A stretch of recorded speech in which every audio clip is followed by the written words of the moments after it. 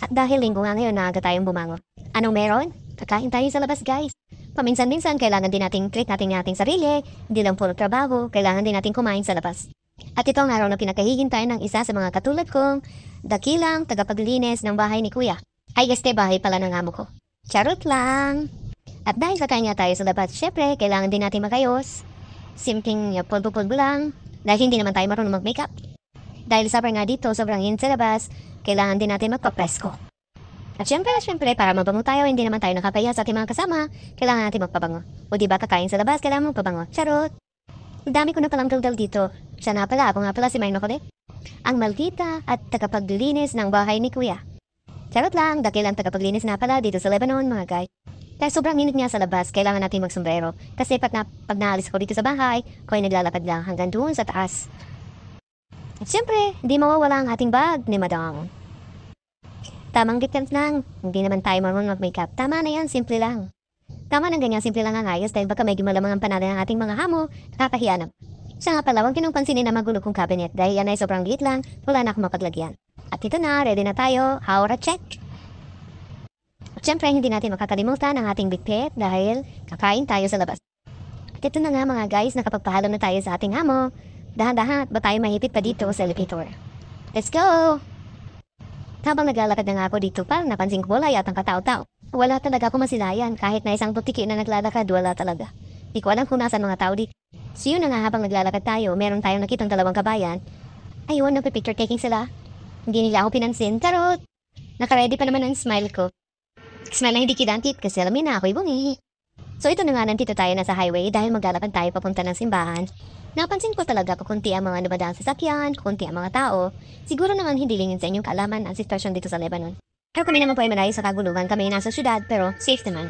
Sabi nga po ng iba, bakit pa kayo nag-stay dyan? Bakit hindi pa kayo uwi? Mahirap po talaga magdesisyon lalo kat walang ipon. Ang dalagas talaga yung mabulit ano. So ito na nga, fast forward na tayo, meron na tayong nakitansang tao. Pero halos wala pa rin talaga. Karamihan yata ng mga tao dito guys ay nasa bundok. Ang dating mahingay na kalsada, ngayon ay tahimik. Ito na nga, lakad lang tayo hanggang dito. Papunta ng simbahan dahil naghihintay doon ang aking kaibigan. Dati pag naglalakad ako dito, marami din ako nakakasabay ng mga kabayan. Meron din mga ibang lahi, mga nagsisimba. Pero sa ngayon talaga, as in, halos walang wala. Pukunti na lang ang tao. Halos karamihan sa kanila ay nagparipat na or mga namumundok na dahil tapos din naman silang lumabas. So ayun na nga guys, nakita ko na ang aking kaibigan na patayo doon sa milamesa. Kami nagkikinda ng mga kakanin, nagkiba't ibang Pinoy foods, mga pansit, mga puto, madami mga tinapay. As in, masasarap. Talaga namang nakakamiss ang mga ganong pagkain at mapapabili ka talaga. Lalo na itong puto, mga ganong isda. Yun, sarap, pangulam. Aling na pagka si Bengbeng, abay pilang pula kadang may birthday. Ito nang nagsisimula ang aming pasawang video at picture-picture. Fast forward na nga tayo guys, ito na nga, nandito na kami sa Busy Mall. Kami naglakad lamang galing dun sa may simbahan at medyo malapit lang din naman, sayang din naman pambayad sa taxi. Ayun, lakad na lang namin, pahinga muna dahil medyo mainit. Tamang selfie-selfie. Napansin niyo rin ba na wala masyadong tao, nilan lang ang naglalakad? Ay sus, nabubulol na nga tayo guys, hindi ko na alam kung anong sasabihin ko dito. Ang hirap pa ng voice over, hindi pa alam kung anong sasabihin, lalo first time mo. Pero dahil gusto talaga natin matuto, kaya try lang, walang susupot. So ito na for today's video, kaya na-start na ang ating 1 million picture taking. Pagbigyan nyo na kami mga guys, dahil kami mga OFW, ito talaga ang aming kasiyahan. Picture dito, picture dito. Para lang makita ng pamilya namin na kami masaya. Parang ito na ang pinaka-stress reliever namin tuwing linggo. Banding, picture kasama ng mga kaibigan. Kasi sa kabila ng pagod mo ng isang linggo, ito lang ang kasiyahan ng isang OFW makapag-day off na kahit na subject lang sa loob ng isang linggo. Fast forward tayo, tapos na kami sa aming picture taking, ito naglalapan na kami kakain na, nagutom. Dito lang kami sa grotto kumakain, kami may baon. Kaya sabi ko kanina, kami kakain sa labas. Kung ano lang ang aming mailuluto, udang, kanin, o kaya nag-noodles lang kami, tuna. Minsan bumibili kami ng Shanghai, yun, sob na sob ang aming tanghalian. Ito lang kasi ang way namin ng pagtitipid dahil pag kumain kami sa labas, masyadong mahal. Sa halip na ibibili namin ng mga pagkain, ipunin na lang namin natitabi. Para meron kami mabibili na mas mahal ka kesa doon. Sabi nga nila, kuripot daw ako sa sarili ko. Totoo naman talaga. Kasi alam nyo guys, pag hindi dito sa abroad, pag hindi talaga tayo nagtipid, walang mangyayari sa atin. Kung hindi tayo marunong humawak ng ating sinasahod, weldas dito, weldas doon, walang mangyayari sa buhay natin.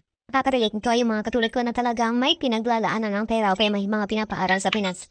Tingin ba guys, ang takaw ko, ang bilis kong kumain. Kanta kasi makulit, patakab. Charot lang. Pagkatapos namin kumain na yan, pahinga lang dahil lalakad na naman kami pabalik doon sa mall. Doon na lang kami tatambay. Bibili na lang kami ng kape doon sa tindahan, mura-mura pa yun. Tapos meron pa kami ditong tinapay, o di ba tamang merienda na lang? Ang na naman ito gilong ko ayaw naman makisama. Kating-kati na naman nga, single-single na naman ang aking allergy. Dahil nga yung pusa kanina, abay tumabi sa amin. Away may allergy talaga sa palagibo. Away hindi naman kagandaan, ako ba kung bakit naman ay napakasigan. Charot lang. Iba nga ang punto ko, ako hindi taga-Patangal, ako ay taga-Quezon. Pero ako ay tubong Bicol.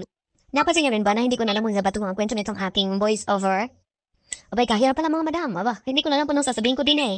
Kaya away hanga doon sa mga gumagawa ng ganitong video na voice over lang ang kanilang ginagamit. Ay, katagaling naman eh. Busy rin mag-isip ng kanilang may sasabihin. Fast forward na nga tayo mga guys for today's video. Ito nga, nandito na kami sa taas ng kabise. Magkakapi kami dahil binanas na si Beng doon sa paglalakad. Kami daw ay magpapalamay ka. Ay, kasarap naman. Kasarap ng kape din ng pagkasadang kindonat. Ay, galangin, medyo kasi mura-mura din eh. Kaysa itong pagkasa kaysa dun sa Starbucks. Basta talaga pagkuripot kung saan ang mura na andon. Tarot lang. Ala, ang aking kasama naman ay panay video doon eh. Ay, walang humpay na kabipitiw dahil maganda nga ang view din sa taas. O diba? Hello, hi dog. Mukhang hindi tako sa init eh. Habay, dati, takot na takot mainitan. Mukhang nakarami yata ito ng sunscreen. Pa-refresh naman muna tayo guys para medyo malamig-lamigan tayo ng konti. Sarap sa pagkamdam kapag namapahigop na malamig. Ito nga sa Beng ay kung ano-anong ginagawa sa amin picture ginagawa niyang karton. Aba ito ang tuwa pag namasahan ng kalokohan. At kami nga may mga nakasabay din dito na umorder. Sila mga ibang lahi din, British yata silang tatangkang pay. Buti na lang nakaupo na kami na umorder sila kasi kung nakatabi ko pa yun, nakakilalo mong lilit, hey baka away hanggang bewang lamang gahong. At kami nga ay daw pamatali na dahil 4:30 na dahil naman si Beng ay sasakay ka ng bus, pauwi, samantalang ako ay maglalakad natin lang naman, yun ang aming paghiwalay. Tapos na naman ang aming day off, pero kahit papaano at least sumayo kami ng konti, nakapag-relax ng konti, dahil pagbalik trabaho na naman. Linggo-linggo ganito ang aming routine, isang linggo trabaho, tapos day off, trabaho ulit, day off, pero at least naging masaya. Ako nga pala ay maglalakad lamang yan pauwi, dahil mga 15 minutes lang naman nalaparin ko yan pababa, mabilis lang naman kaya hindi na ako nagtataksi. Sayang hindi naman kasi ang babay ko sa taxi, kayo yan nilalabad ko na lang at least nakapag-exercise pa tayo. Fast forward nga tayo mga guys, ito naman nandito na ako sa bahay, mga isunan ng sarili, at pagtatrabaho naman marami sa panonood, bye bye! God bless po, thanks for watching!